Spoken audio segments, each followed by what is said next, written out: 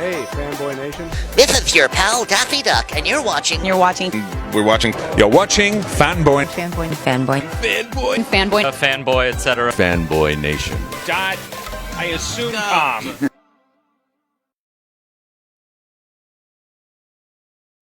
On Friday, August 26th, we were privy to the opening of the brand new MVP Arena in downtown Albany that features the International Professional Wrestling Hall of Fame.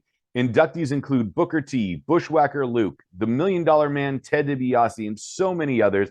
And this morning, I have the pleasure of speaking with the president of the International Professional Wrestling Hall of Fame, Seth Turner. Seth, how are you today? Great. It's great to be here with you today, Robert. Yes, we opened to the public on Friday of August 26, 2022, the International Pro Wrestling Hall of Fame in the MVP Arena in Albany, New York. You did a great job of covering that. Thank you, brother. Listen, man, I am excited for you guys. I know there are other professional wrestling Hall of Fames. You know, you got your Bushwhacker Luke. Well, they're not called Wrestling Buddies anymore because WWE owns the trademark to that. But, mini brawlers or however other many companies that have started making them. There's the Wrestling Hall of Fame in Texas. There's another branch that's in Nashville or in Knoxville. You know, what is the difference between all the other branches and now the international one? So let's take the one in Texas and start with that. That one has closed. Okay, that is we are the International Pro Wrestling Hall of Fame. That was the Pro Wrestling Hall of Fame. Again, the only difference was the word international. The Pro Wrestling Hall of Fame actually started in upstate New York. It started in Schenectady, New York, and then moved to Amsterdam, New York. In 2017, that moved to Wichita Falls, Texas. But by 2021, it had lost its status and was no longer recognized by the IRS. Their artifacts moved into storage, and there was a video that leaked in the spring of this year that showed what that storage looked like. And those artifacts were in need of immediate attention. And a wonderful lady, Lori McGee Hurst, was able to start volunteering her time in Texas in the heat with no air conditioning and sending as much as possible back to the wrestlers or their families, or then she contacted us as being a similar non-for-profit, and we began to rescue as much as possible from the closed Pro Wrestling Hall of Fame, which was in Texas. So that touches on that one. Other halls of fame, like the one in Memphis, I think Jerry Lawler has one that's a part of a restaurant that he owns. But we are the only one that is recognized as a true and bona fide Hall of Fame, meaning that we have been chartered by the state of New York, particularly by the New York State Education Department, because a Hall of Fame is considered a museum, and a museum is considered an educational institution. And so we have been chartered officially by the New York State Education Department to function as a museum in the state of New York. That's fantastic. I'm glad that we cleared all that up because, you know, there's another Hall of Fame that we're quite familiar with quite a few billions of dollars that doesn't have a physical facility where we can go visit the artifacts. That's right. And what we really have is goes back well over 100 years of pro wrestling artifacts. We have a championship belt from 1927 that was won by Pink Gardner, who was a pro wrestler from upstate New York, again from Schenectady. We have Gorgeous George's original hair curling machine, which had been featured in a 1947 Life magazine. That originated in California because his wife, of course, was a hairdresser. And so what was he doing? He was using his fame as a pro wrestler to build up his private business. We've got Road Warrior original shoulder pads. These have great mystery behind them. They've been they're the red shoulder pads, which are highly sought after. We've got Bruno Sammartino's original championship belt. So you don't get better than that. The guy was champion for 12 years cumulatively. So and we've got a cool artifact because the arena in which we're located is now called the MVP Arena, but it actually opened in 1990 in Albany, New York, and it was the Knickerbocker Arena, then called the Pepsi Arena, and then the Times Union Center. But it is the same place where the Nature Boy, Ric Flair, won his first WWF heavyweight title by having won the Royal Rumble. So if you remember that black butterfly robe that everyone reveres, we don't have that, but that's the arena where that took place, where he, with a tear in his eye, won his championship. But it's also the arena where the beer bath took place, where Stone Cold Steve Austin drove a beer truck into the arena and soaked Vince McMahon and The Rock in the ring.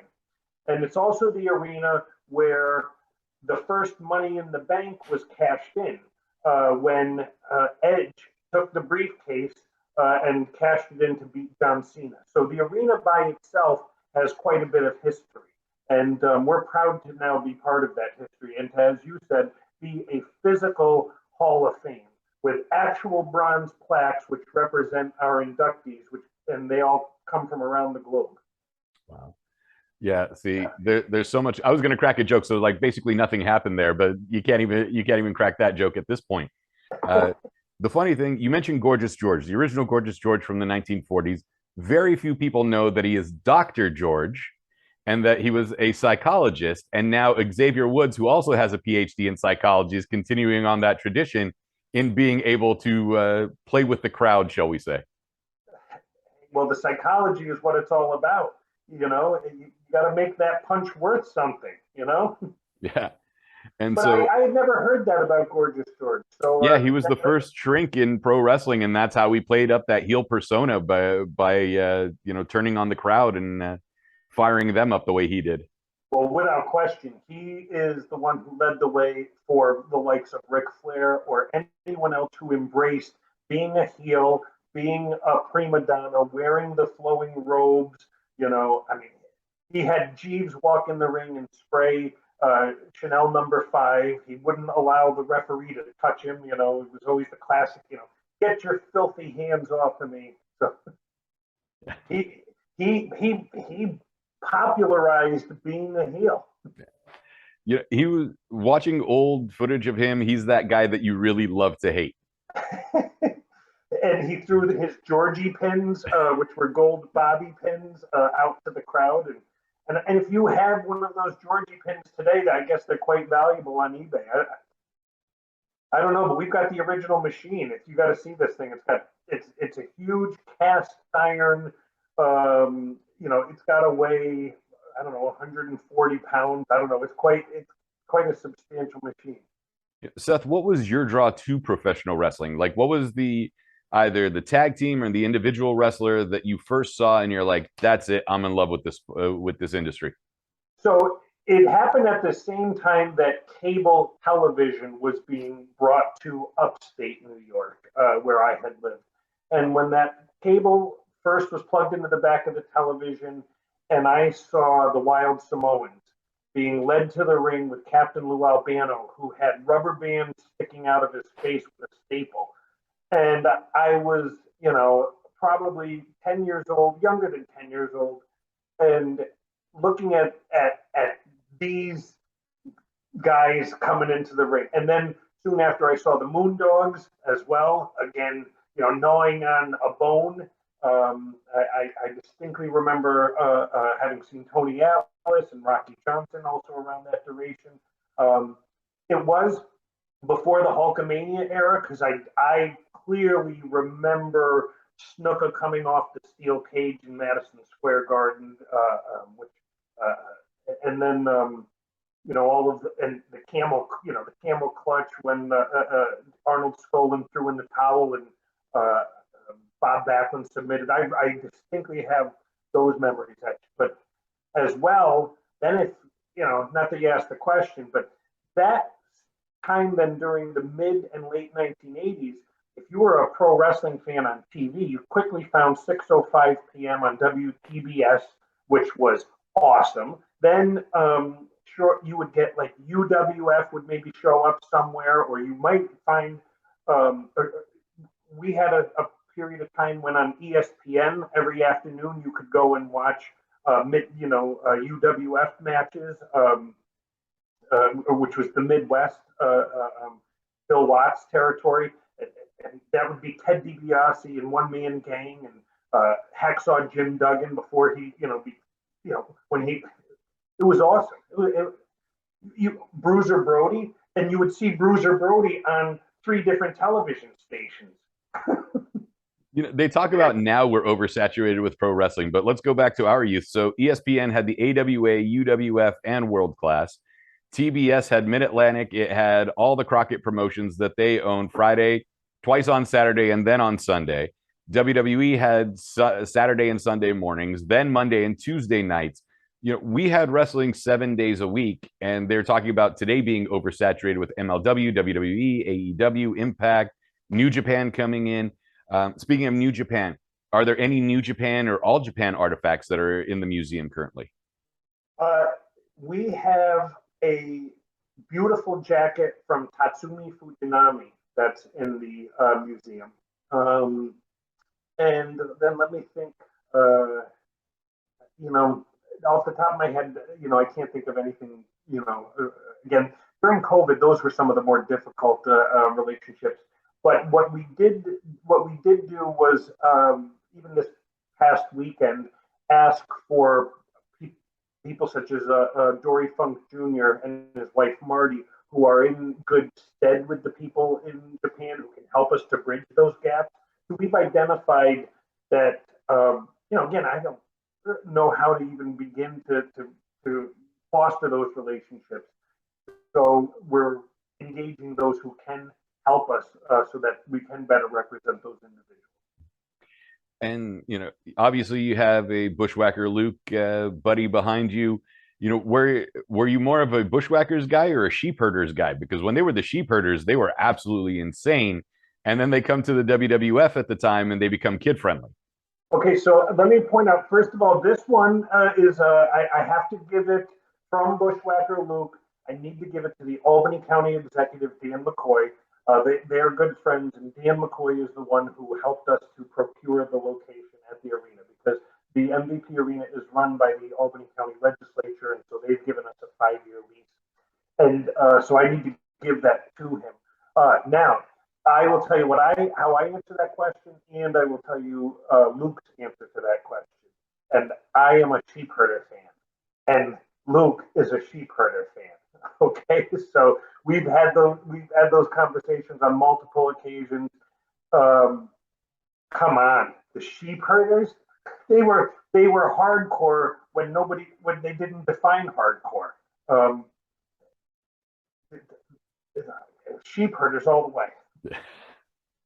Yeah, but I'm sure Luke and Butch didn't mind those paychecks coming in where they didn't have to cut themselves and injure themselves the way they did as the sheep herders in the NWA. That you're hitting the nail right on the head. And the opportunity to continue to sell those knockoff wrestling buddies well into retirement.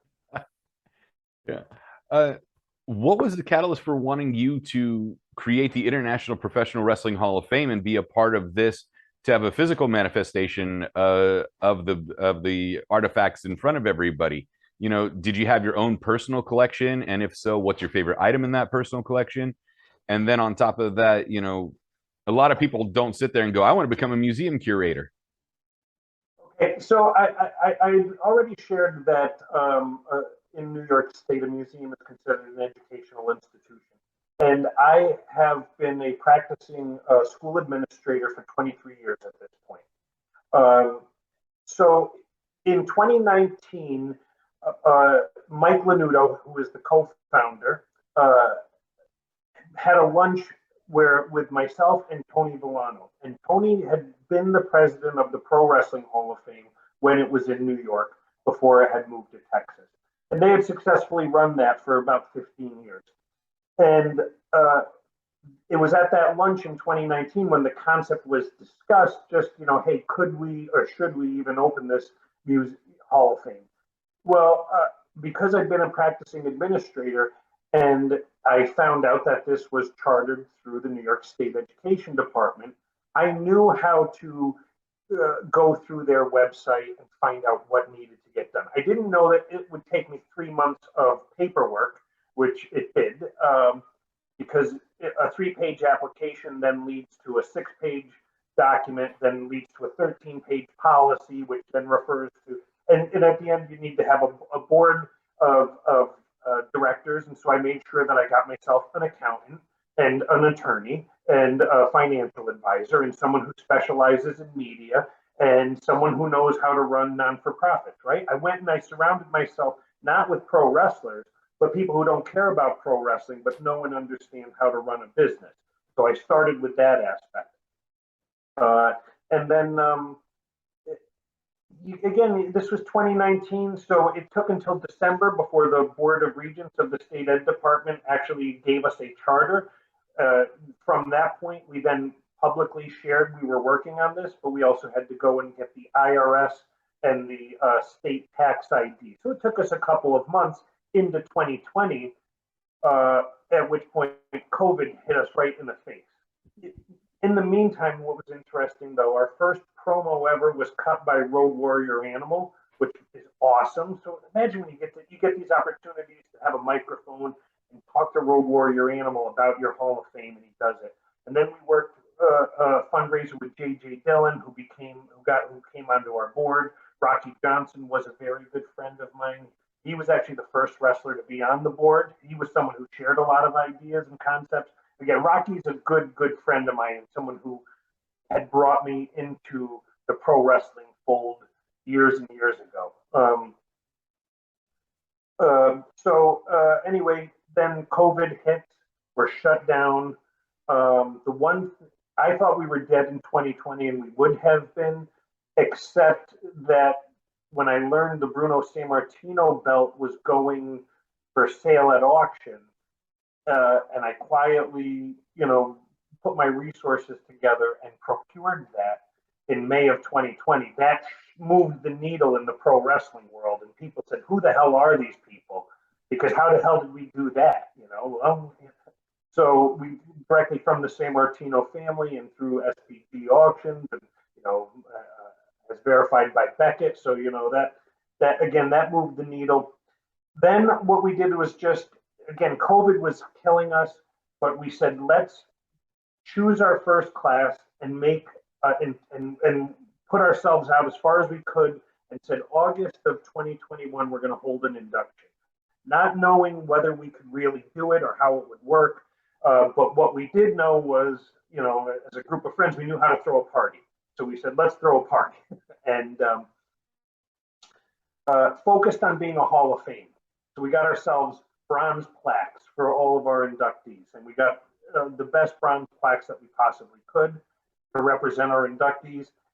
Anyway, as it led up to the day of our induction, we then were pleasantly surprised by the county executive, Dan McCoy, who said that he thinks he's got a spot for us at the arena. And then that was from August of 2021 that he made that announcement. The issue then through the fall of 2021 was they renamed the arena. So they had to go through the bidding process for renaming it. And we couldn't sign our contract because they didn't know what to call the place we were going into. So February of 2022, we actually had everything approved. And April of 2022, we began to move in. June of 2022, we began to get some of the artifacts sent to us from Texas, and then we opened in August of 2022. So, yeah. And from there, it just kept snowballing, and here we are with museums now open. We know Conrad Thompson is Ric Flair's son-in-law, and he has quite a bit of artifacts from his father-in-law. So he has quite the personal collection. What's in your personal collection of professional wrestling that you're most excited to have? I own that Bruno belt. That's number one in the private collection. But by the way, I'm going to jump over. What about Dan Lambert? Are you familiar with what he has as far as? I don't know what Dan has in his collection though. Oh, about 110 championship belts, original authentic championship belts. And so it's cool when you get to have these exchanges with those people. But going again back to my own private stuff, it's not that I was a huge collector per se. I would more. I was. I mean, I had things along the way. I had some very good friends who work in the WWE. So what I would often do would kind of get things and pass them on to other people that made them happy. So I would get like a turnbuckle that had been used in the WWE for a while, and give it out to a kid who would freak out that he got a turnbuckle. But did I have stuff? I had stuff in my collection, but I wasn't a collector zealot per se.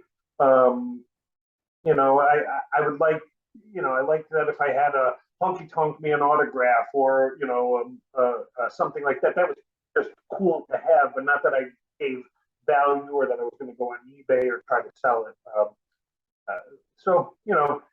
Look, I had an opportunity along the way to hang out with Dusty Rhodes one time while he was producing an NEW show and sit right next to him for 5 hours.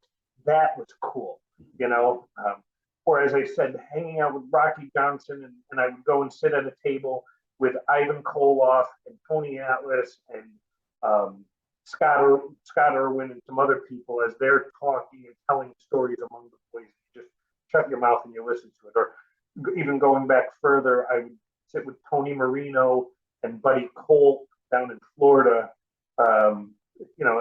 Again, real old school wrestling. Yeah. All right, so let's ask you this from a fan perspective then.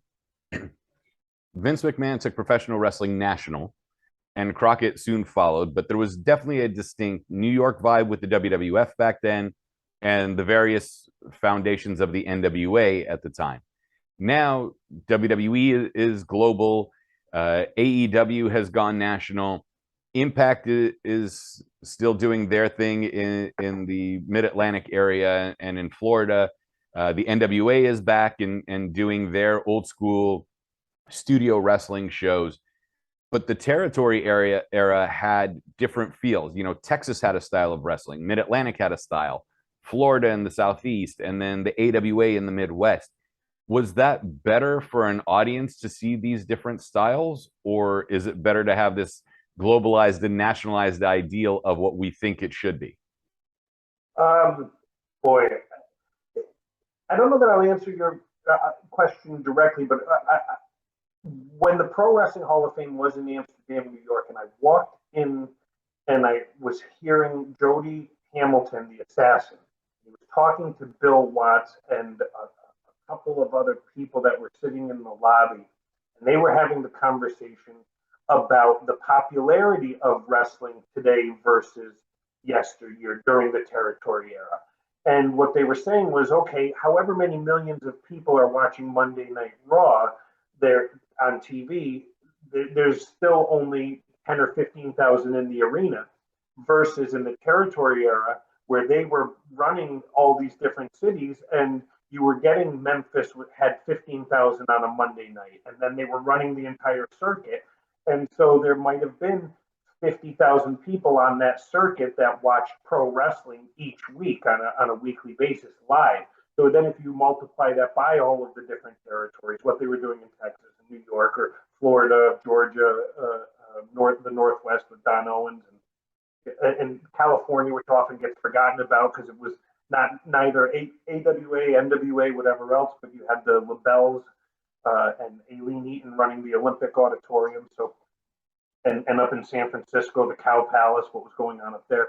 But then what what you and I were talking about was my experience was leading into the 1980s as those territories were drying up. And don't forget, they were also cannibalizing each other and fighting each other. People want to say Vince McMahon came and took it over. And I heard McMahon say one time that the NWA couldn't order lunch together. And, so in any group, if you've ever seen it, get 10 people together and ask them, what do you want to order for lunch? It's funny to sit and watch. So they were, don't forget, Sam Muchnick had retired. He was the linchpin of the NWA, who was able to bring peace among all of the territories because he was the guy. So once Sam Muchnick retired in '82 and St. Louis wasn't what St. Louis was, There was no one to help bridge the NWA gap.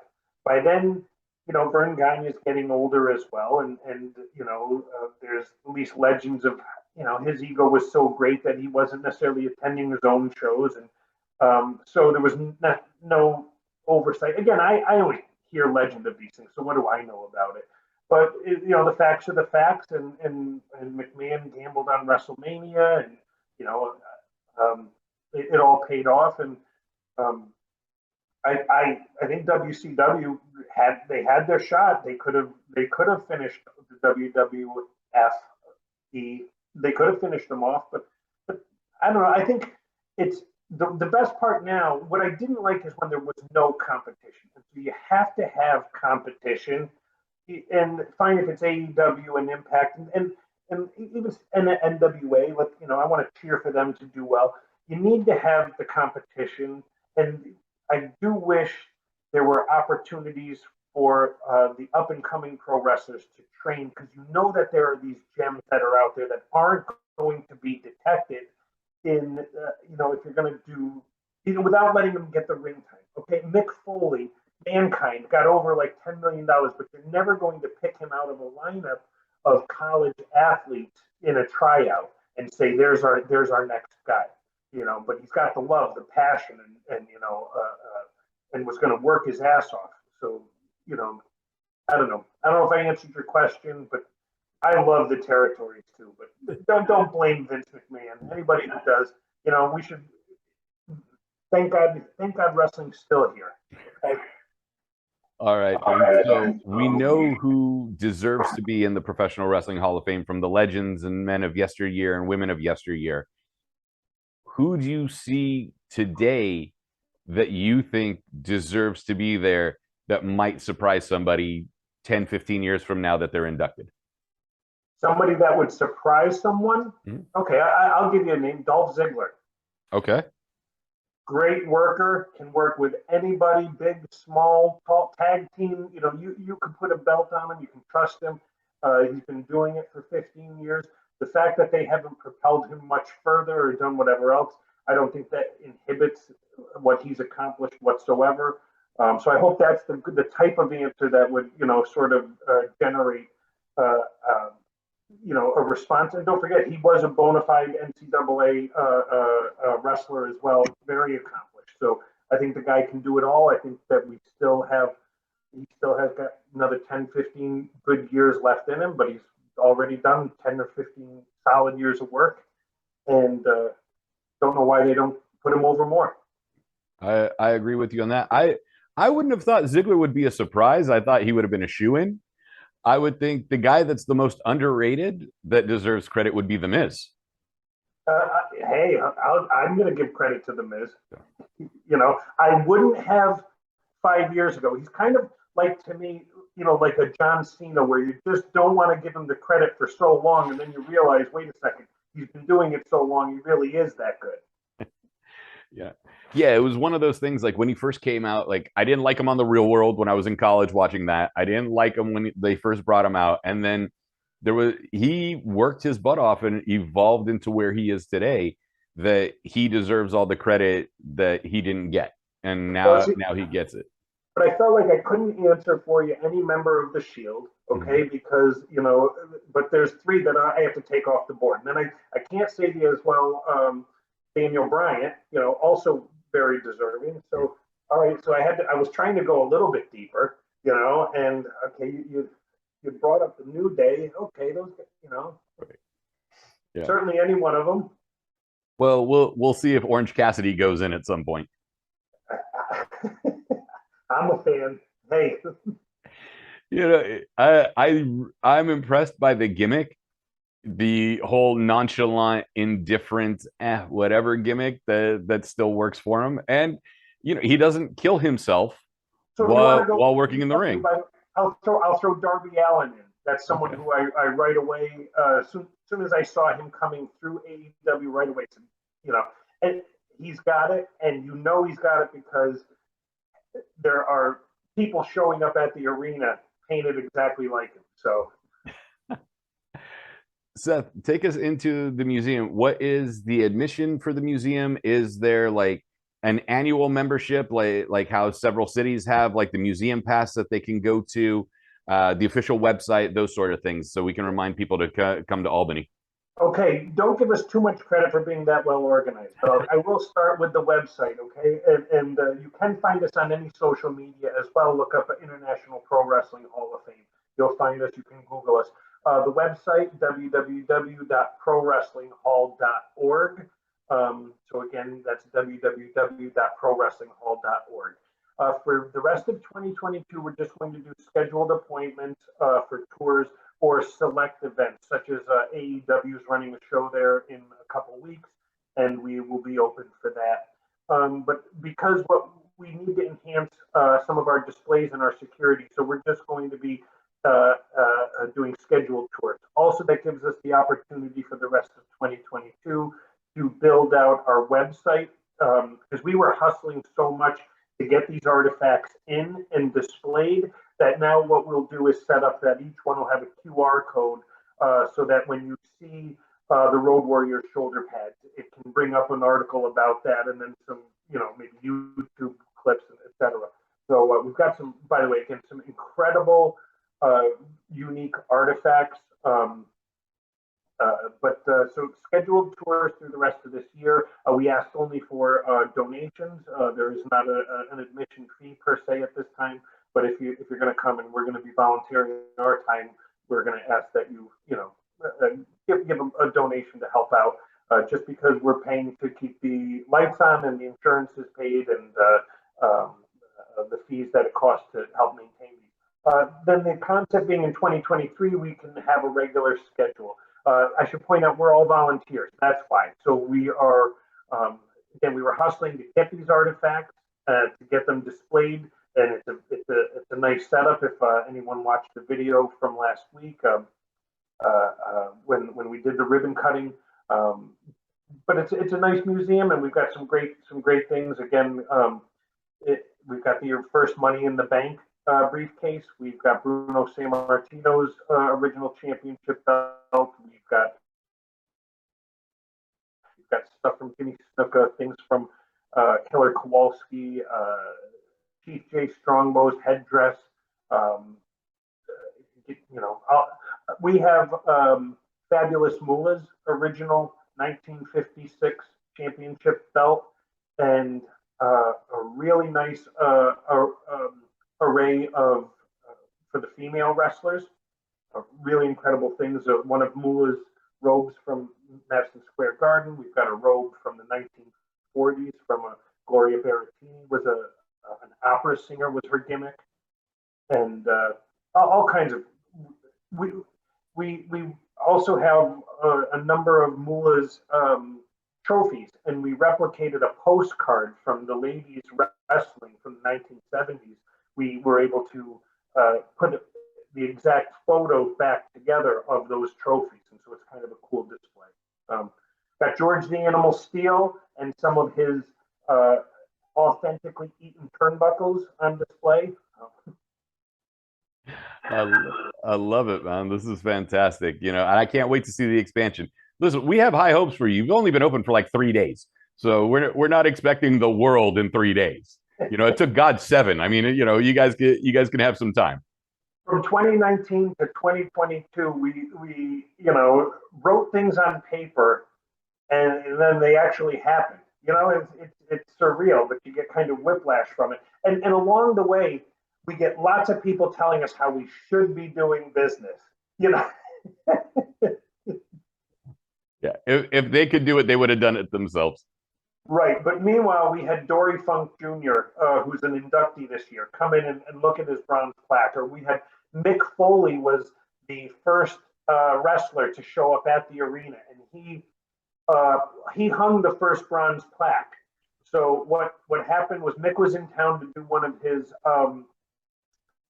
comedy tours, and it happened to be the day that we had picked up some of the artifacts being sent from Texas. Mick came over. We also got the bronze plaques dropped off. So I laid out some of the artifacts, and I also some of the bronze plaques, and I said, Mick, choose one to put up there. And he, of course, chose Terry Funk. and he wrote on the back of Terry Funk's bronze plaque a little message, and then Mick put up the first bronze plaque in the Hall of Fame. And we used that as the starting point for the rest of the Hall of Famers. So whenever someone comes in, that on the back of that Terry Funk plaque is a little secret message. I love it. Where can we find you guys on social media if we want to connect as well, since we already have the website? Yeah, we're on Facebook, we're on Instagram, and there may be other things too. Other people kind of run that stuff for us. I apologize. I'm not that guy. So just look up International Professional Wrestling Hall of Fame. You'll find us on all major social medias. Again, if we're not there now, we will be there in the next couple of weeks, because we're sort of ramping everything up now that we actually have accomplished what our main goal was, which was to open a museum and to represent pro wrestling from around the globe. And we've done that. So, Seth Turner, thank you so much for your time.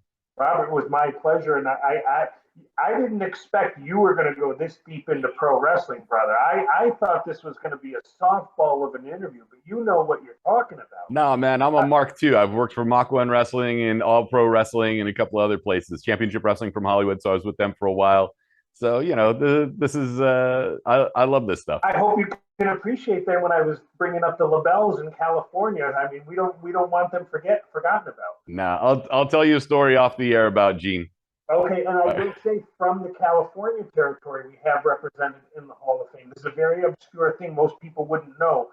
We have a Jules Strongbow 1961 Scientific Wrestler Trophy. And if people in New York think Jules Strongbow was Chief Jay Strongbow's tag team partner, but it wasn't. Jules Strongbow was a legit badass out in California, who then became the booker for the LaBelles. And so he ran the territory, and he ran the, Eileen Eaton got the money, Mike LaBelle booked the show, promoted the show, but it was Jules Strongbow who was running all of it. And Judo Gene LaBelle was there to straighten anybody out if they got out of line. Awesome. Seth, again, thank you so much. All right. Hey, it was my pleasure.